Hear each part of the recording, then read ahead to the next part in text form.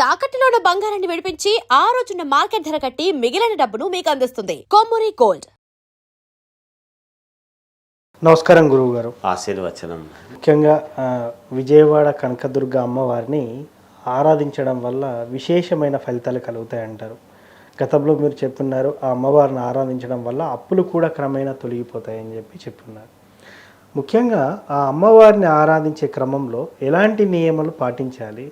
ముఖ్యంగా మాండలికంగా ఆరాధించాలా, లేకపోతే వారంలో ఒక్కరోజు ఆరాధిస్తే సరిపోతుందా?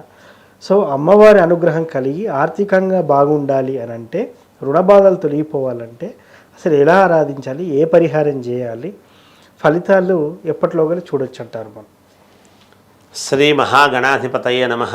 ఐం మహాసరస్వత్యే నమః. శ్రీ లలితాంబికాదేవియే నమః.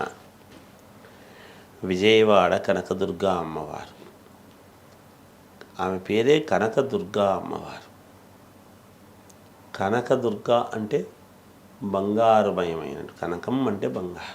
అవును. అంతేకాకుండా యావత్ ప్రజానీకము మీద కనికరము చూపించగలిగినటువంటి అమ్మవారు. నిజమైన భక్తుడికి నిజమైనటువంటి కరుణ చూపించేటువంటి అమ్మవారు. అమ్మవారు లోకమాత జగజ్జనని. ఆమె కరుణ ఎవరి మీద ఉండదు, అందరి మీద ఉంటుంది. ఆమెను ఆరాధించుకునేటువంటి విధానములో మనము చేసుకోవాల్సినటువంటి పనులతో చేసుకుంటే తప్పకుండా ఆమె కరుణిస్తుంది. మనకు బాధ వచ్చినప్పుడు ఏదైనా దెబ్బ తగలడము ఇంకోటి జరిగితే అమ్మ అంటాం. ఆ అమ్మ ఎవరు? మన అమ్మ కాదు, లోకాలను ఏలేటువంటి అమ్మ జగజ్జనని. అమ్మలగన్నయమ్మ ముగురమ్మల మూల పుటమ్మ అని మనం చెప్పుకుంటాం. అలా అమ్మవారిని, తన కనకదుర్గాదేవిని ఏ విధముగా ఆరాధిస్తే మీరు అడిగినట్టుగా అన్ని రకాల యోగాలు కలుగుతాయి అనేది ఇక్కడ ప్రామాణికం. మీరు బాగా చూడండి, మనం గమనించాలి. ఎప్పుడు కూడా కనకదుర్గా అమ్మవారిని ఎప్పుడు కూడా పసుపు పచ్చని ముఖముతోనే ఉంటుంది. అవును కదా. అందుకనే దీక్ష తీసుకున్నా కూడా భవానీ మాల అని తీసుకుంటే పసుపు పచ్చని వస్త్రాలు వేసుకొని తీసుకుంటారు. అవును. మనము గుళ్ళో అయినా కనకదుర్గా అమ్మవారికి దగ్గరలో ఉండేటువంటి వాళ్ళు దుర్గా అమ్మవారి గుడికి పోయినా, లేదు కోటాను కోట్ల మంది ప్రజలు ఉన్నారు కాబట్టి ఒకరొకరు ఒక్కొక్క చోట ఉంటారు. ఎన్నో వేరే వేరే దేశాల్లో ఉండేవాళ్ళు, వేరే రాష్ట్రాల్లో ఉండేవాళ్ళు. ఎవరికైనా కనకదుర్గా అమ్మవారి యొక్క అనుగ్రహం కలగాలి అన్నప్పుడు అమ్మవారి గుడికే వెళ్ళక్కర్లేదు. ఓకే. శుక్రవారం నాడు, మంగళవారం నాడు, ఇలా మంగళవారాలు శుక్రవారం 2 వారాలు చేయాలి. 2 అమ్మవారికి చాలా అత్యంత ప్రాధాన్యతతో కూడుకొని ఉన్నటువంటివి. ఈ 2 వారాలు గనక నిష్ఠగా మన కోరికలు, ఎటువంటి కోరికలైనా సరే, ఏమిటి, అనేక రకాల కోరికలు ఉంటాయి. అవును. ఏదో నాకు భూపరంగా ఇబ్బందులు ఉన్నాయి, భూమి పరంగా, కేసుల పరంగా ఇబ్బందులు ఉన్నాయి, డబ్బు పరంగా ఇబ్బందులు ఉన్నాయి, కళ్యాణ పరంగా ఇబ్బందులు ఉన్నాయి. ఇబ్బందులు అనేకం. ఏ ఇబ్బంది అయినా కావచ్చు. ఈ ఇబ్బందికి ఇదే చేయి, ఆ ఇబ్బందికి ఇదే చెయ్యి అని కాదు. ఇక్కడ ఎటువంటి ఇబ్బందులు అనేటువంటిది మనం చూసుకుంటే వాళ్ళకు తెలుస్తాయి. ఆ ఇబ్బందుల్లో ఉండేటువంటి వాళ్లకు అమ్మవారిని మనం ఏ విధంగా ఆరాధించాలి? మేము ప్రతి నెల అమ్మవారి గుడికి వెళ్తున్నాం గురువుగారు, లేదా 6 నెలలకు ఒకసారి వెళ్తాము గురువుగారు, అమ్మవారి దర్శనం చేసుకొచ్చుకుంటున్నాం గురువుగారు, నేను కనకదుర్గా అమ్మవారిని ఒకసారి మనసులో ధ్యానం చేసుకుంది, ఏ పని చెయ్యను గురువుగారు, ఇలాంటివేవో చెబుతూ ఉంటారు. సరే, వాటెవరి ఏదన్నా కావచ్చు. కానీ అమ్మవారిని ఆరాధించేటువంటి విధానంలో ఏమిటి ఒక్కసారి మనం ఆలోచన చేసినట్టయితే, కనకదుర్గా అమ్మవారి ఫోటో అందరి దగ్గర దొరుకుతుంది, అన్ని చోట్ల. మన ఇంట్లో ఉంటే పరమ పుణ్యప్రదం. అంతకంటే ఇంకొకటి వేరే ఎటువంటి ఇబ్బంది ఉండదు కాక ఉండదు. సూపర్. ఇంట్లో ఉందనుకో మంచిదే కదా, అందులో సందేహం ఏముంది? దాంట్లో మనం చేయాల్సింది ఏమిటి అంటే 3 ప్రమిదలు తీసుకోవాలి. ఓకే. ఒక దాంట్లో ఒకటి ఒక దాంట్లో ఒకటి ఉమ్. 3 మామూలుగా ఒక ప్రమిద పెట్టి దీపారాధన చేస్తాం. దీపావళి పండగ వచ్చినా ఇంకోటి వచ్చినా. ఉమ్.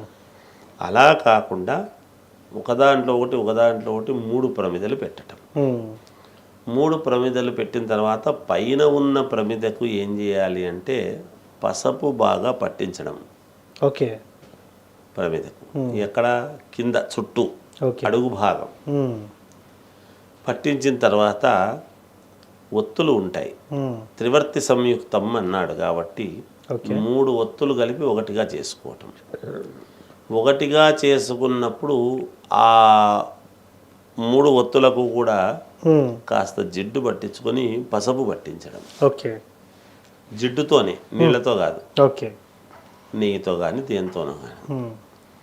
మామూలుగా 3 ఒత్తులు ఏకీకృతం చేసి ఈ 3 ప్రమిదలు కింద ఉండే ప్రమిదలకు అక్కర్లేదు, పైన ఈ ఒత్తి వేసేటువంటి ప్రమిదకు మాత్రమే కింది పక్క పసుపు పట్టించడం. ఉమ్. ఆ ప్రమిదకు మొత్తం పసుపు పట్టించడం. ఉమ్. మనం ఏదైనా చెంబుకు కానీ ఇంకో దానికి కానీ పసుపు పట్టిస్తాం కదా, అవును. అలా పసుపు పట్టించవచ్చు.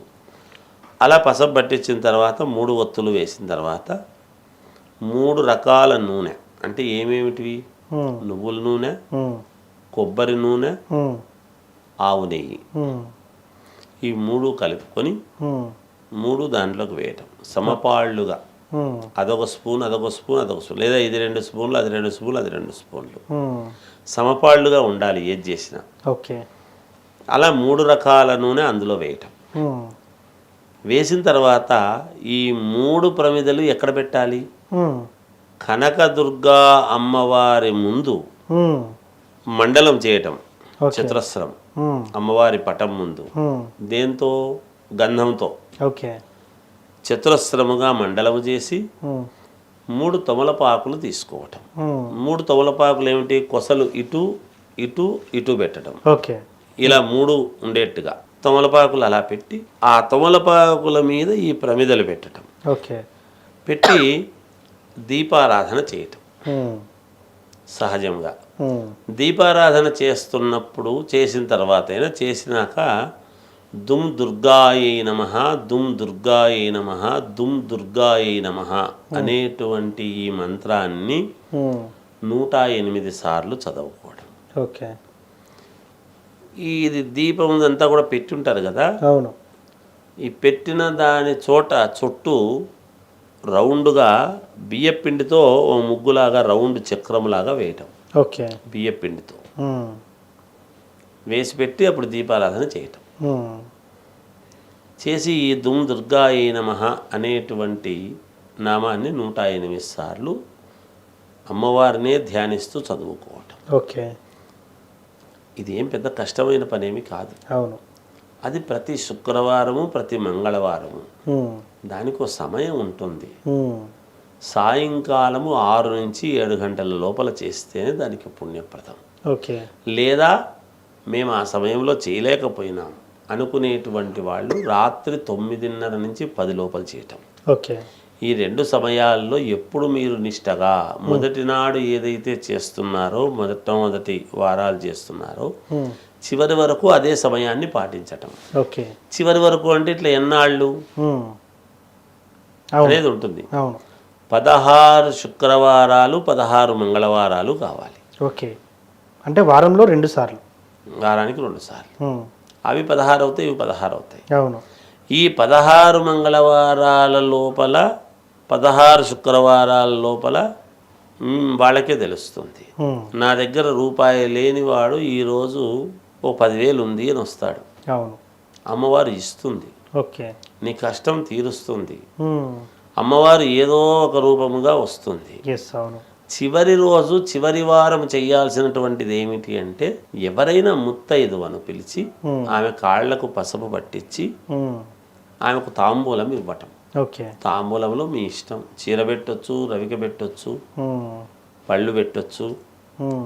ఏమీ లేకపోతే ఖర్జూర పండు పెట్టి తాంబూలం ఇవ్వచ్చు, పాద నమస్కారం చేసుకోవచ్చు. ఉమ్. ఒక ముత్తైదువకు, ఉమ్. ఒక స్త్రీకి చివరి వారం, ఓకే. చివరి లాస్ట్లో మంగళవారం పడిందా శుక్రవారం పడిందా అనేది చూసుకొని ఓకే. చివరి వారం ఆమె అమ్మవారుగా భావించి కనకదుర్గాదేవి మా ఇంటికి వచ్చింది అనేటువంటి భావనతో వీళ్ళు పిలవకపోయినా వీళ్ళు చేసినటువంటి భక్తికి మెచ్చుకొని నిజంగానే ఒక ముత్తైదు వస్తుంది. అవును. అది మీకు బంధువా అబంధువా ఆత్మబంధువా ఎవరు తెలియని వాళ్ళ ఎవరో తెలియదు. అవును. ఎవరైనా రావచ్చు, ఏ రూపకంగానైనా రావచ్చు. చివరి వారం ఖచ్చితంగా ముత్తైదో మీ ఇంటికి వస్తుంది. ఓకే. ఇది అమ్మవారి అనుగ్రహం. నేను చెప్తున్నా, అక్షర సత్యమైనటువంటి మాట చెప్తున్నా, మీరు వెతకనక్కర్లేదు, ఆటోమేటిక్ గా జరిగిపోద్ది. ఆటోమేటిక్ గా ఒక ముత్తైదువ అనుకోకుండా మీరు పిలవకపోయినా మీ బంధువే కావచ్చు, అక్క కావచ్చు, తోడపుట్టింది కావచ్చు, లేదా ఇంకోరు కావచ్చు, ఎవరైనా సరే ఒక ముత్తైదువ ఇంటికి సడన్ గా వస్తుంది లాస్ట్ వారం. ఆ అమ్మవారు తోసుకొచ్చేస్తుంది. అమ్మవారుగా ఎప్పుడు రాదు, ఏదో ఒక మనిషి రూపంలోనే రావాలి. అవును. అలా వచ్చినప్పుడు ఆమెకు ఆ రోజు మన ఇంట్లో స్వీటు ఏదో ఒకటి పెట్టి తాంబూలం ఇచ్చి ఆమెకు తృప్తి చేసి పంపించండి. ఓకే. తప్పకుండా మీ కష్టం తీరకపోతే నన్ను అడగండి, నాది బాధ్యత. గుండెల మీద చేసుకొని చెప్తున్నారు అసలు. అదే చెప్తున్నా నేను, అమ్మవారి అనుగ్రహం తప్పకుండా జరుగుతుంది, జరగకపోతే నన్ను అడగండి. సో అక్కడితో ఆ పూజ ముగించుకోవచ్చా గురువు గారు? మరి అంతే, 16 రోజులతో అయిపోయింది. అక్కడికి వీళ్ళు మీ కష్టం తీరిపోయింది కదా. అంతే కదా. ఇంకొక కష్టం ఉంటే ఇంకొక కష్టానికి మళ్ళీ మొదలు పెట్టుకో. అంతే. కానీ 10 కష్టాలు ఒకటే చోట తీరాలని అనుకోవద్దు. నీకు బలమైన కష్టం ఏది ఉందో అది తీరడానికి కోరుకో. సో ముఖ్యంగానైతే చాలా చక్కటి పరిహారం చెప్పారు సార్. సో మీరు కరాఖండిగా చెప్పేశారు, ఫలితం రాకపోతే నన్ను అడగండి అని చెప్పేసి. సో అమ్మవారిని ఆరాధించడం వల్ల ఎలాంటి ఫలితాలు చూస్తారని చాలా చక్కగా చెప్తున్నారు. ధన్యవాదాలు. జయోస్తు.